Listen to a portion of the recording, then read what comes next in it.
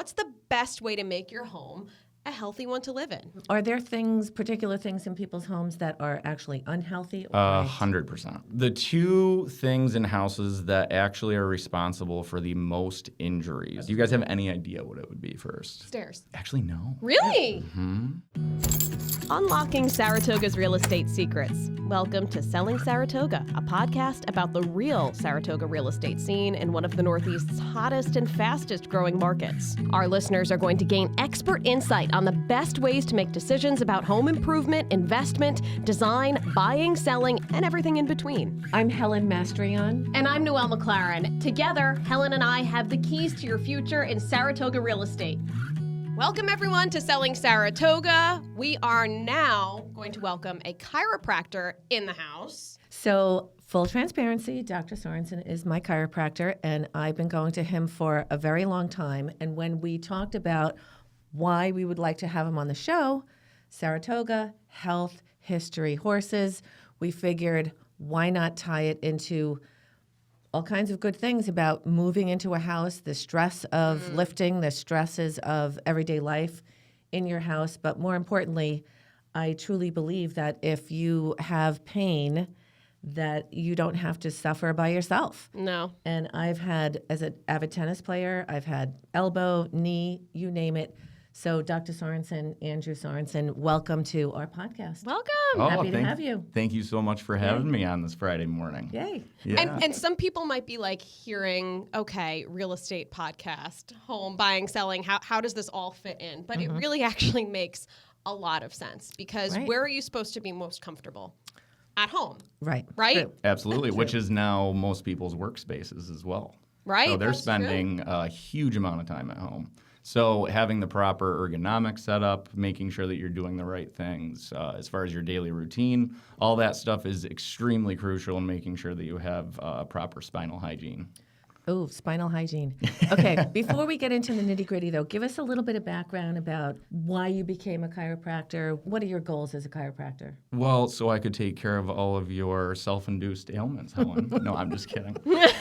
So actually a little bit about me. So I grew up in a super small town, central New York, graduated with a whopping class of 10 students in high school. So graduated top 10, tell everybody. Ended up going out to the college at Brockport. I've always had a passion for human movement, performance, exercise, health. And at a young age, I suffered from headaches for about 2 straight years. And I went through the whole modern Western medicine approach, tried all these different pharmaceuticals. They messed with the neurotransmitters in my brain a little bit, had all these side effects. And as a last resort, when I was in 9th grade, I actually went to a chiropractor. It was my mother's recommendation. And knowing nothing about it, got adjusted 3 times, didn't have headaches anymore after suffering from them for about 2 years. So instantly I was sold. I was like, wow, this is what it's like to get to the root cause of a problem. All motion comes from the spine. So your shoulders, hips, everything connects to the spine. It's the epicenter where all movement takes place. So I like to say that we're the mechanics of the human body. You know, what happens when you let your car sit? It starts to creak, crack, things get stiff. It starts to add other added stresses to other moving parts. So basically chiropractors go in, get things moving, get those restrictions moving, make sure that you have proper movement, alignment, so that you can function optimally as a human being. And you treat people of all ages and sizes. You had mentioned to me that you treat people as young as children, small children, pregnant women. Well, actually, so Dr. Sorensen recently had a baby. Oh my goodness! And so I was really surprised to hear when you told me that you adjusted Sunny 3 times already. What? How old is she? She's months. She's a newborn. Yeah, so my little Sunny girl's about 3.5 months old now. Yep. My wife gave birth to her at the end of June. It was the best thing that's ever happened to us. My gosh. Hi, Melissa. Hi, Melissa. Hi, babe. I've actually adjusted her neck about 3 times. The first time I adjusted it, she instantly fell asleep on the opposite side. And that held for about a week. And then I adjusted her again. That held a little bit longer. And then I adjusted her a 3rd time, and now it's held for about a month. Thank goodness Daddy's a chiropractor. So I know Helen will have an appropriate answer for this, and I want to hear your answer too. But I want to know, Dr. Sorensen, there's so many chiropractors in the area. What is it that you do that's different than everybody else? Why should I go to you, and why did Helen choose you? Yeah, that's a great question. I always say that chiropractors are a little bit like a box of chocolates. You never know what you're going to get. There's so many different techniques. There's so many different approaches, but I've kind of taken bits and pieces with all of my past experiences. So I used to be a chiropractor. I did all my clinicals at 2 VA hospitals. So I was more in like a medical setting in that department. I've also worked with athletes, Hobart William Smith College, Brockport, SUNY Brockport, which was a lot of fun. And then I also associated up in Queensbury at a family practice where I treated a bunch of pregnant women, pediatrics, as well as other athletes as well up in the North Country. So I've really had the experience of treating people of all shapes, sizes, ages, different exercise levels, people that are super sedentary, people that are ridiculously active that are on their third time, hiking the 46 high peaks. Wow. So it's really a huge spectrum of the people I treat. But what I do different is I take a much more holistic approach. I look at you from a bunch of different angles. So, for instance, you go into a medical doctor's office with TMJ pain. Usually, a lot of times, they don't even put their hands on you. So what they're going to do is they're going to give you an NSAID, which is a non-anti-inflammatory steroid, and they're also going to give you a muscle relaxer maybe, and say, hey, well, if it's not fixed in about a month, come back, give me a call. But you need to dive deeper in order to find the exact etiology. So do you chew gum? Do you eat a lot of steak? Do you like beef jerky? Do you grind your teeth at night? I have to. Are you on any supplements? Can you fix me? So, and that's the thing. And even just looking down at your phone, that's going to add 60 extra pounds, up to 60 extra pounds on your neck from looking straight down because your center of gravity changes as you look forward. So I actually call that tech neck. I feel seen. Yeah. So a very common thing that I would also do in my treatment with you, if you're not on it already, I would recommend that you take magnesium. And based off of what medications you're on now, if you have any autoimmune conditions, I would choose one of 3 different forms of magnesium. I didn't know there were different forms of magnesium. I thought magnesium was magnesium. Helen, why did you choose Dr. Sorensen? I sold a house to Steve and Claudia Goditis. Through a home sale? Yeah. Well, they were my friends and my neighbors, and they recommended you, and it was really easy to schedule an appointment. Okay. Which was great. Great office staff. I went online, and I do love the staff who is there, but you can schedule your own appointment online, and that was really simple and easy. Once I went, I loved your positivity. You're always happy. I ask the question all the time, like, are you like this at home? Because it is just amazing. And I love that. I want happy and peppy and bursting with love. And then, of course, my aches and pains that, I have typical non-athletic type of stuff, or semi-athletic, I should say.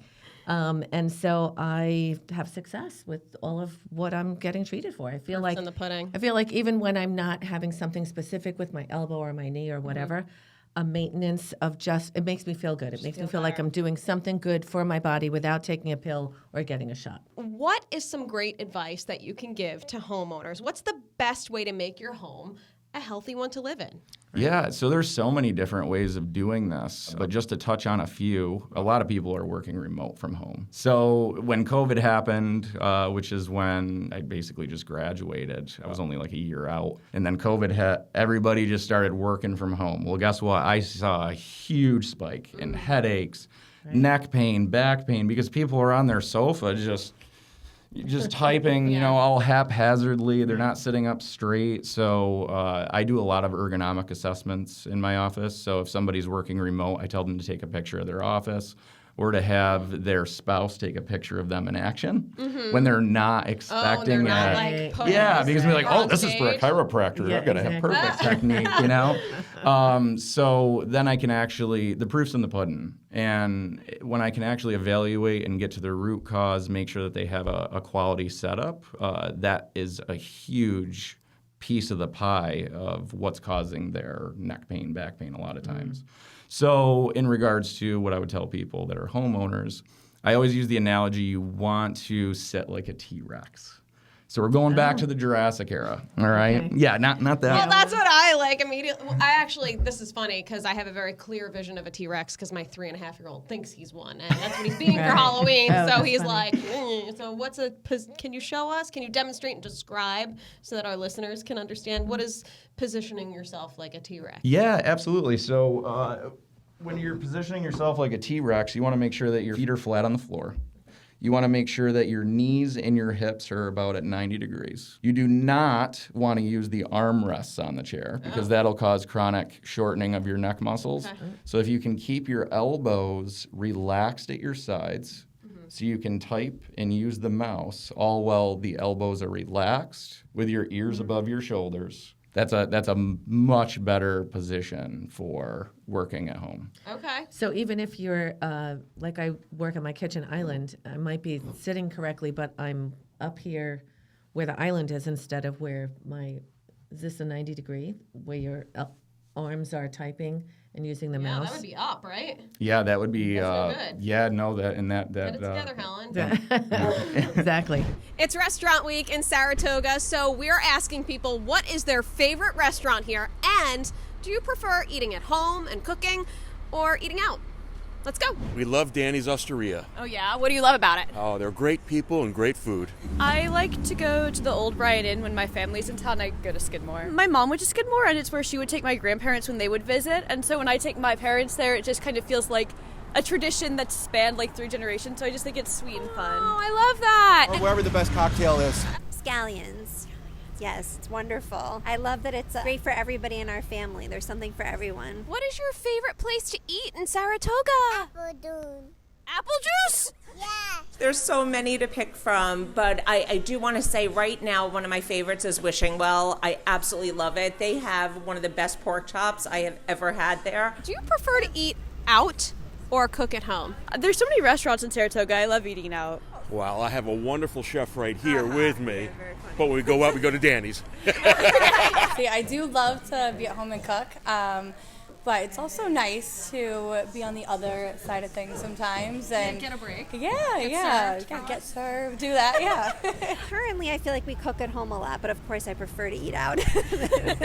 I like to be served on, but I do also love experimenting with food. One of my favorite things when I do have the time is just to be able to go into the market and find really fresh, great ingredients and then be able to cook. I love the satisfaction of making a meal, and I get the pleasure here every day of people to just absolutely love it. So I love doing that at home and out. What's the best part of working Restaurant Week?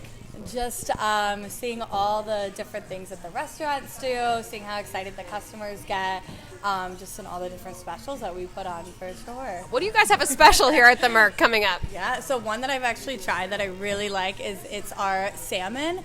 So it's like a crusted Parmesan salmon. They put it over potatoes.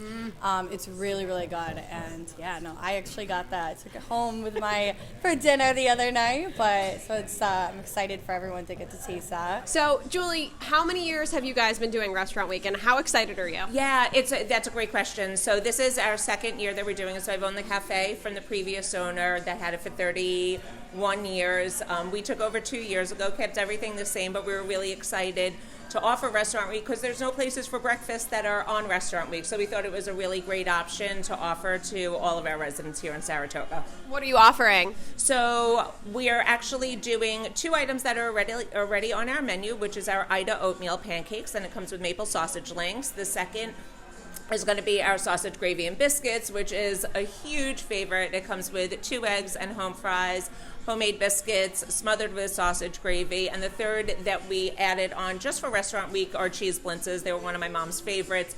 We offer those with 2 sausage links, and it gets topped with our famous strawberry jam, some powdered sugar, and sour cream. It's $15, so we went at the same price category as the lunchtime, and you get coffee, tea, or if you want a mimosa with it. Can you talk about some of the specifics of how you might set up your house or your home office so you are more user-friendly for your back and knees and posture? Certainly. I'd love to.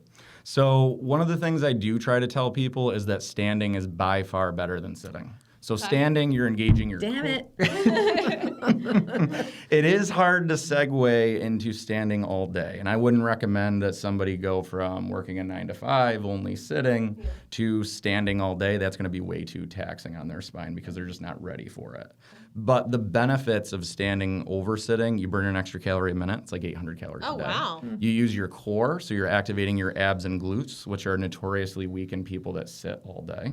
And you're also getting way more blood flow through your body because just by standing, your muscles are contracting, shooting more blood flow back up to the heart. So it's actually better for your cardiovascular system too.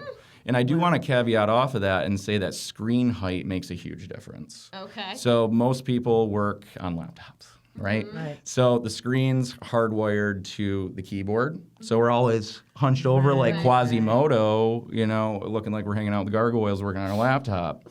So what you want to do, if you can, is keep the keyboard, tie in a desktop monitor, and make sure that the top of the screen is right at eye level. Okay. Same thing with your television. If you're looking up, looking at your in your home theater system or for your big screen A lot of television people watching have the them Super over Bowl. fireplaces. Right. Right.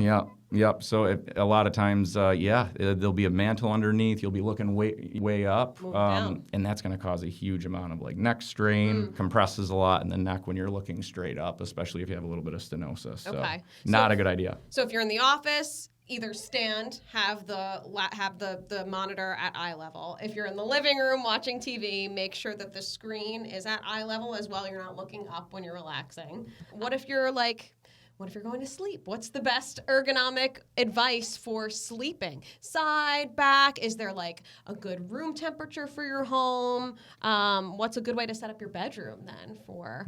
Yeah, because obviously ergonomically? sleep is where most of our, mostly where our body actually repairs, right, from the day.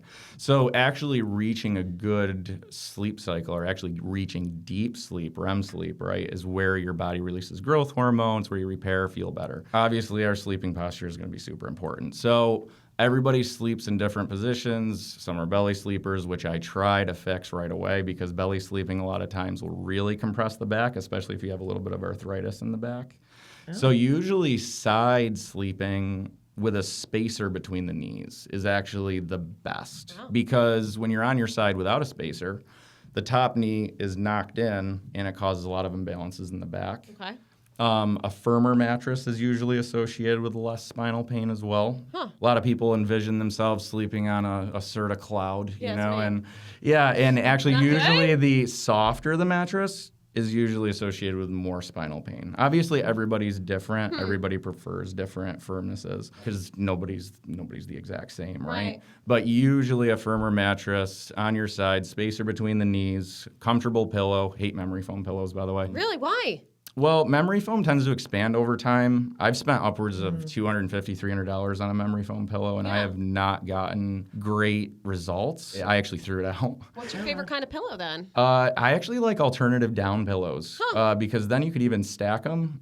There's not a one-size-fits-all approach. Okay. So it's a little bit like finding a needle in a haystack with the exact pillow that's right for you. But I'm glad you talked about temperature. Okay. Cooler temperature is obviously going to be better for us reaching a more deep sleep because if we're really hot, we have a hard time actually getting into deep sleep staying there. Usually a cooler environment as long as your skin isn't exposed. I have had way too many people come in, air conditioner or a window, it's allowing cold air to blow on their neck. They wake up, can't move their neck in the morning. I didn't know that. Yeah. I knew about the cool environment thing. I didn't know your skin needed to be covered. So like covered with clothes or with blankets, or does it not matter? Yep.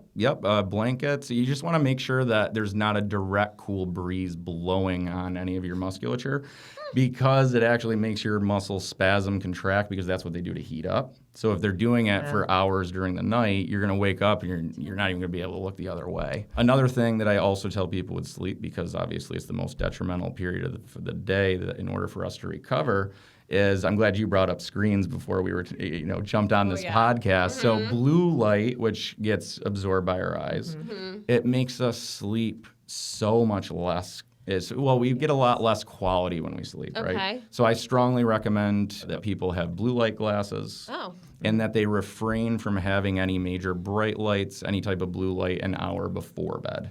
Okay. So I always tell people about the 3-2-1 method. Mm-hmm. Stop eating 3 hours before bed. Stop drinking 2 hours before bed, which gets ever more important as we age, especially guys with the enlarged prostates. Also, stop with all screens 1 hour before bed. And that actually helps us hit a much better, deeper sleep cycle. That's really good advice. Yeah. Yeah. That is good advice. It's going to be hard for me to take it because that's when I get all my work done. Helen, I always call you, hey, what do you Right. think about this topic for the Right. show? And I'm awake too. Are there particular things in people's homes that are actually unhealthy or kind of sort of almost dangerous, or that you see more injuries because of? What you should stay away from? 100%. The two things in houses that actually are responsible for the most injuries, especially like hip fractures and things like that. Do you guys have any idea what it would be first? Me. Yes, you, Noel. Stairs. Actually, no. Really? Mm-hmm. Stairs would be my number one. But that's only because my grandmother fell down the stairs and fractured her hip. So that's why. Oh, okay. Yes. Yeah, so correlation to that. Helen, what's your guess? Now I'm going to look like a dummy. I said stairs and was wrong. I'll jump in quick, Helen. I just want to know. Come on, make me look equal. Yeah, so believe it or not, it's actually pets. I was going to say my dog. Yes, Really? so little Almost knocked Fluffy me running between the over. legs. Yeah. Yes, Or Baxter, Yeah. one of those. Cooper. So yeah. Jewel, Cooper. yeah, we'll do that. Yeah, so either a pet or, believe it or not, throw rugs. What about toddlers? You mean stage 5 clingers? Throw rugs meaning without backing that you slide on? Yes. So a lot of people don't go and invest in the actual adhesive that keeps the keeps it throw from rug moving. down. So a lot of times, and especially as the rug wears, it starts to fold up. And it makes it very easy, especially with somebody who's not lifting their legs up as high. They're not as mobile as they used to be. They could scuff their foot on the edge of that throw rug and trip and fall and fracture a hip or, So you got to be careful of both throw rugs as well as Fluffy running through the feet. Another thing to caveat off of, because you were discussing what's unhealthy in Yeah, everything in your home that we got. Oh my gosh. So we've got to stop doing in our houses. So something not to do because it will make you super paranoid is to get the Yucca app. Who? The Yucca app. Why you What? So the Yucca app. Now I have to look at it YUKA. just to see what it is. So Okay. you could scan every product in your home and it'll tell you if there's anything bad in it, if it's environmentally sustainable. I've heard in about order to these be- apps. Yeah. Yeah, A few of so them. you can go and scan literally any barcode and it'll pop up like, its carbon footprint and basically just give you information about crazy. it. But there's so many things, especially in the US, that are far more unhealthy than any other place on earth because the European Union, for instance, bans thousands of chemicals, food additives, things along those lines because they invest in the healthcare of their citizens, right? Here, we live in a little bit more of a capitalistic type of healthcare system, so not as much research is done on what's good to put in our bodies, what's not. So a lot of cosmetics have parabens, for instance. That's banned in the European Union. There's direct links to certain forms of cancer with parabens. There's a couple big franchises, I'm not going to list any names, that have a ton of parabens in all of their products, lotions, soaps. You really just got to be careful and actually read the ingredients list. Well, it sounds like I got to get the Yucca app to see what it has. Yeah, So why would I not get it because I'll go crazy? Yeah, because, you'll scan everything, and, I don't want to say ignorance is bliss, because that's definitely not the case. But if you think, I don't want somebody to throw out everything in their home just because they're paranoid that one bad thing would be in it, Right. Would you say parabens is at the top of the list? There's parabens. High fructose corn syrup is one that's in all of our food that is causing huge, major blood sugar issues. Our body doesn't know how to burn it. It's made in the lab to be sweeter than sugar. So I tell people to stay away from that. Corn, soy, and canola in this country, all laced with pesticides. Sprayed more every year because pests are becoming more and more resilient. So we're having a lot of pesticides in our food. We have a huge spike in autoimmune conditions. We have a huge spike in all of these weird diseases that people don't really understand the etiology of. So I think it's becoming ever more important to educate people on nutrition, to stay away from certain things and certain foods that are commonly in their homes. Even cleaning supplies. There's a whole list of cleaning supplies that have been around since like the 50s that got grandfathered in. So even though they're known to have harmful chemicals, they got grandfathered into this certain bill that they're still allowed to sell them in grocery stores. How are steam cleaners? Because that's been my bread and butter. Seriously, because Steam I've been cleaners? so I've heard. Tell me if this is good. This has been my uneducated thought process is I don't have the time, energy, or bandwidth to figure out which cleaners are good and which cleaners are bad. They all are chemicals, right? So someone told me use a steam cleaner. There's no chemicals. It's just hot water. What's your thought on that? Yeah, I mean, there's a lot of natural things that you can do for your home. So I actually make my own soap. Oh. So Wow. I'll get back to your steam cleaning in a minute. Okay. But like, there's a lot of like more natural, healthier forms of cleaning supplies that you can do. You can even make your own. Okay. Baking soda, vinegar, all those Right. types of things are really great at eliminating bacteria, fungus, things like that. So tea tree oil, it's an excellent antiviral, antifungal, antibacterial. Steam cleaning, you're using just natural elements, heat and water, to basically sanitize things. I mean, my wife's, and obviously your baby bottles, you put them in the microwave, steam cleans those. Yeah. Gets rid of all the bad stuff that you don't want your baby to have. So, Are there simple, inexpensive changes that somebody can make to their home that can really maintain or preserve their health? yeah, so to caveat off of the natural cleaning supplies, vinegar and baking soda, those are wonderful natural things that you can do instead of spending, I don't know, $12 or $13 on an expensive natural, cleaning product that's being marketed. But a lot of people also don't have great water. So a real easy thing that you could do is you could get a countertop water filter.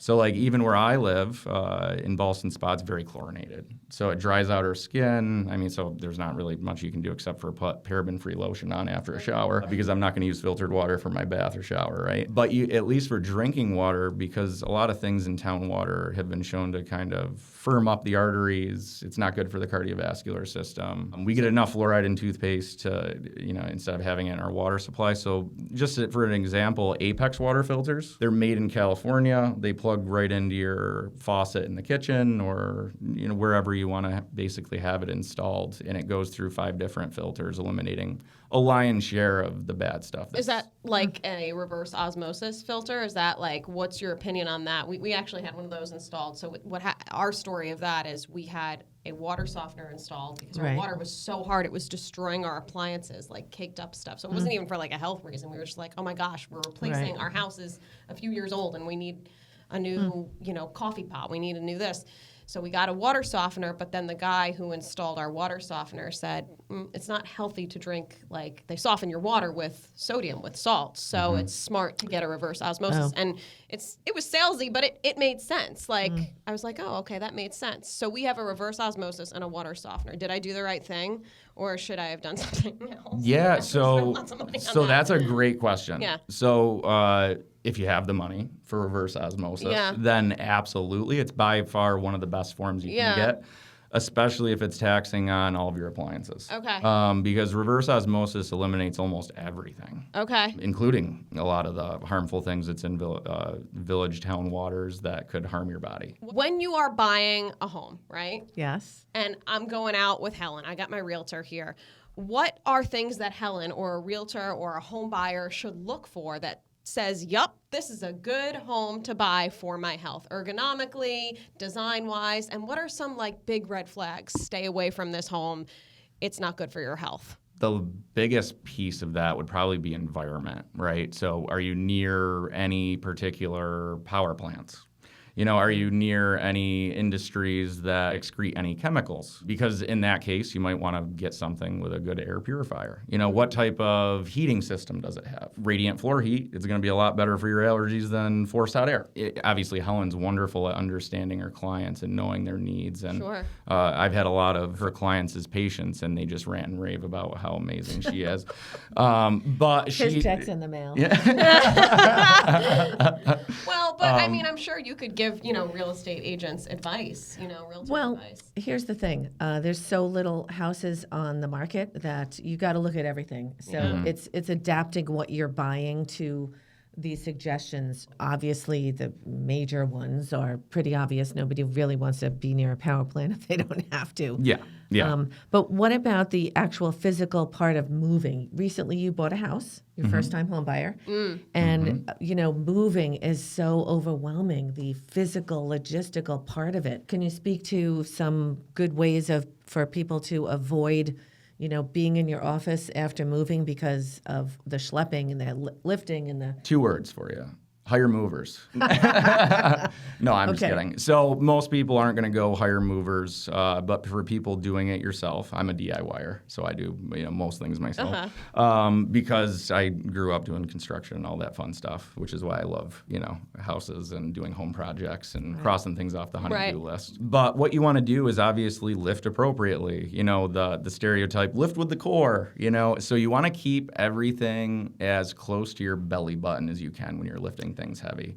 The easiest way to injure your back is to be outstretched, twisting, bending, because that's the easiest way to herniate a disc. That's the easiest way to sprain a back. Unsupported forward flexion, right? Yeah. Just saying. Yep. And whoever designed our spines in the low back, it's thinnest in the back right behind the disc. So why would they do that? I have no idea. I question that every day, but it's job security for me. So when people flex and twist, it's the easiest way to throw out their back. Okay. Anything quick, rapid, ballistic. I've told this to you many times, Helen. Yeah. I know I sound like a broken record, but the old saying, the faster I go, the behinder I get, is so true, because I've had bodybuilders come in tying their shoes that threw out their back. So usually you're going to end up injuring yourself with something that's very quick or rapid. So using your cat-like reflexes to catch something off of the counter, or if you're in a rush and you're trying to get a lot done before you head out, usually those are the situations that people come in with a huge flare-up or a new complaint, new condition. Take your time. Slow down, right? Right. Mm-hmm. Okay. Exactly. All right. Exactly. So, why, is visiting a chiropractor a good idea for your overall health? To get to the root cause of the problem. People come in, they say, oh, I've got sciatica. Sciatica is just a general term for pain going down the leg. And there is a whole smorgasbord of things that cause sciatica. Could be a tight glute, could be an SI joint, could be a disc herniation, could be a pinched nerve, could be arthritis. So doing the correct orthopedic test to find out what the cause is from, to get them where they need to go, whether it be my office with conservative care or pain management, or something that is going to actually help them progress and help them on their trajectory towards getting back to running 100%. And you do not need to be in pain to benefit from chiropractic. I always use the analogy, your brain senses that it's thirsty when your body's already dehydrated. So when your body senses that there's pain, chances are something was already compromised, especially if it was a gradual onset.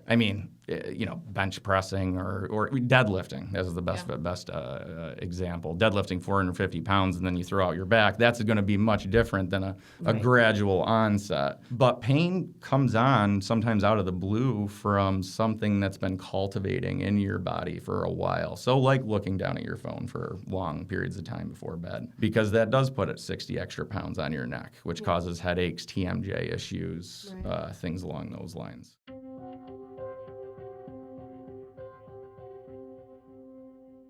Time now for our real estate horror story. Usually we have our guests bring in some kind of quirky, spooky, weird, bizarre story that has to do with real estate or home design, buying, selling. Helen's had one, I've had one, and now I want to hear Dr. Sorensen's. And do you have one that's home related? Well, I guess all three of us have had one then. Yes. So last year I found out I was having a baby with my wife. Oh, I already know. That's a obviously not me.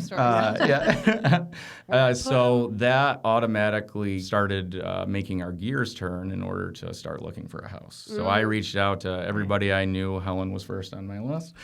And there's nothing on the market, and starting to look at that time before Belmont, everybody was trying to buy houses at that time because everybody had the idea that, oh, well, I'm going to buy a house. I'm going to rent it out for Belmont, Travers, and we're going to make a killing on this summer. Everybody and their brother had that idea this past year. So there was nothing on the market. Everything that was on the market was $1 million in Saratoga. My wife and I have always lived in Victorians. Since her and I have been together, basically we've lived in houses from the 1800s. Now you've we narrowed love it the down character. even more. Good luck, Helen. So we were looking for a Victorian around the surrounding Saratoga area, Ballston Spa, Malta area that would check our boxes. And so this one house comes on the market in March, and we are so excited. I mean, it comes on the market. It's on the market for a day. It's a foreclosure, actually. So, not many people get excited for those, but I did because, I work construction. I like to fix things. I'm a DIYer. So, we're getting all the gears going. We're getting all excited. We're starting to look at the house, and we go and look at the house. And I have a little bit of a construction background, but I'm not an inspector. But also, that's a lot with a new baby. So, you can love it all you want. Throw a new baby into the mix. Melissa was still pregnant. She was. Gosh. Yeah. Yes. Yeah. When she was on board with this, she was like, let's So add another we child found to this out- process, a new home. Yeah, so we found out Melissa was pregnant in October. We started looking in December. Oh my gosh. Nothing was on the market. Yeah. And then we found this house in late February, early March. So we were like, our prayers are being answered. Yeah. The only Victorian in Ballston Spa. We're getting all excited. And so we go check out the house. I have my uncle come with me. He has also worked construction with me. Everything looked super strong, sturdy, secure. And we're like, we see no reason why we shouldn't get this house. So we put in an offer. We waited 2 weeks because we had no communication with the person who was selling the home because it was a foreclosure. Right. And we find out that we got it. So we are astounded. There's a horror story in this. So it's coming. So we hired a great inspector, even though everybody was waiving inspections. And I was actually talking with you, Helen, during one of our treatments. I was like, I'm kind of thinking maybe I waived the inspection on this one. And she was I've gone through hell it. no. And Helen's like, oh no. What the Helen? Yeah, it's like that's one of the biggest mistakes that you could do. Yeah. And I was like, you're right. It hasn't been lived in a couple of years. Yeah. So we hired an outside inspector to come, and we planned a day for it. We had our families there. They're excited to see the house. They're seeing it for the first time. They're looking at the stained glass. They're looking at the spiral staircase with all the detail. And the inspector's going through the house, and he gives it a first glance. He's like, wow, this is really nice. And Where is this going, Dr. Sorensen? So 40 minutes goes by, and then all of a sudden he turns on the water. Water just starts pouring down all the cast iron pipes from the second floor all the way down to the first. He discovered mold and asbestos throughout the whole house that was underneath certain things that we didn't see visually right at the surface. Right. The garage needed a tear down. It was structurally unsupported based off of the super heavy countertops that they had in the kitchen. So all of these things were just coming to light. And the list just kept getting longer and longer. And I was tallying up about how much time and money would be going into that. So do you live in this house currently? I said after the inspection, feet don't fail me now, get me the heck out of here. So now he lives in a new construction. So now I live in a much newer turnkey house. Yeah, a little smaller, doesn't have the character, but it's a perfect first house for my wife and I to raise our first child. Yeah. Right. And I feel comfortable with them being there because it would have been way more than I could have bitten off. I probably would have had a stroke by now. Isn't that amazing though? How having a kid changes your perspective on everything. Like you have your priorities are so different. It's all about how can I keep them safe and healthy. And I'm sure you've witnessed that with families at different points in their lives. What they need. Exactly. And you know what? I'm glad you got out of that. Talk about asbestos and air quality and all that other stuff. Yeah. Clearly. Good for you. Well, thanks to your guidance. I was going to say, thank goodness. Because getting your back cracked. It would have happened anyway. I mean, get an inspection. Foreclosures are foreclosing for a reason. There's a lot of things going on in there, and so you did the right thing. Yeah. Yay. Always listen to Helen. Yeah. That's for sure. All right. Thanks so much for teaching us how to make our homes the healthiest we can possibly make them in this world where we're constantly nonstop going. Our homes are becoming our offices, so it's really important to know the best way to keep our bodies healthy in our homes. And if you would like to get in touch with Dr. Sorensen or any of his fabulous staff, He is located at 28 Clinton Street in Saratoga, off of Church Street. He's on the web, of course. Springback Chiropractic. What's your Instagram handle? Springback Chiropractic. That's yeah. at Springback Chiropractic. All right, Yeah. perfect. Why So suffer check when him you out can there. spring back? Well, thank you so much, everybody, for listening. Also, if you have questions for Dr. Sorensen, be sure to email us or send us a message on Instagram, sellingsaratogapod@gmail.com if you got a real estate horror story. And we'll be back next week with another one. Thank you so much, everyone. Thank you. Bye. Bye.